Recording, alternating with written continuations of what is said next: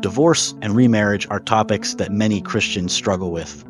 It's important to ask, what does the Bible really say about divorce and remarriage? Today, we'll explore key biblical passages to understand God's design for marriage, the conditions for divorce, and the implications for remarriage.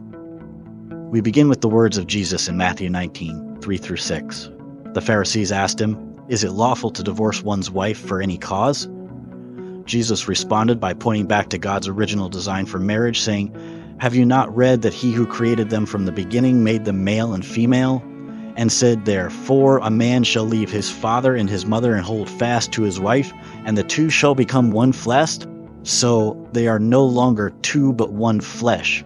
What therefore God has joined together, let not man separate."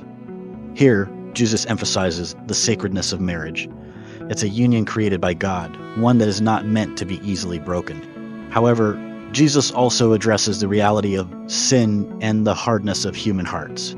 In Matthew 19, 8 and 9, he says, "Because of your hardness of heart, Moses allowed you to divorce your wives, but from the beginning it was not so. And I say to you, whoever divorces his wife except for sexual immorality and marries another commits adultery." This passage shows that while divorce is not part of God's original plan, it is permitted in cases of sexual immorality. The Greek word used here, porneia, refers to sexual immorality or unfaithfulness, which is seen as a violation of the marital covenant. In such cases, divorce is allowed, and remarriage is not considered adultery. But what about other reasons for divorce? The Apostle Paul provides additional guidance in 1 Corinthians 7:12-5. He addresses situations where a believer is married to an unbeliever.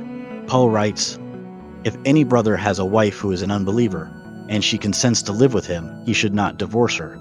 If any woman has a husband who is an unbeliever, and he consents to live with her, she should not divorce him. But if the unbelieving partner separates, let it be so. In such cases, the brother or sister is not enslaved. God has called you to peace." Paul indicates that if an unbelieving spouse leaves the marriage, the believer is not enslaved, which many interpret as freedom to remarry. This highlights the importance of peace and the recognition that some situations are beyond our control. But it's crucial to remember that the Bible upholds the sanctity of marriage. Malachi 2:16 tells us that God hates divorce, not because he wants us trapped in broken relationships, but because marriage is meant to reflect his faithful covenant with his people. Divorce should always be a last resort, pursued only after all efforts at reconciliation have failed. For those who have divorced and are considering remarriage or who have already remarried, it's important to seek God's guidance, wisdom, and forgiveness. The Bible doesn't ignore the pain and complexity of these situations.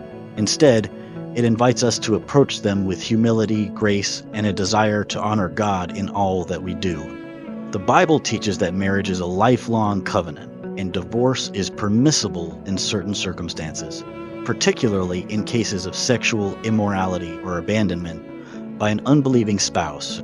Remarriage is allowed, but it should be approached with prayerful consideration of God's design for marriage.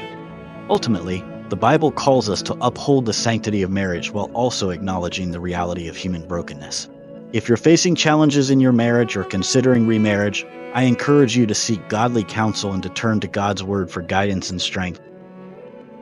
Thank you for watching, and may God bless you as you seek to honor him in your relationships.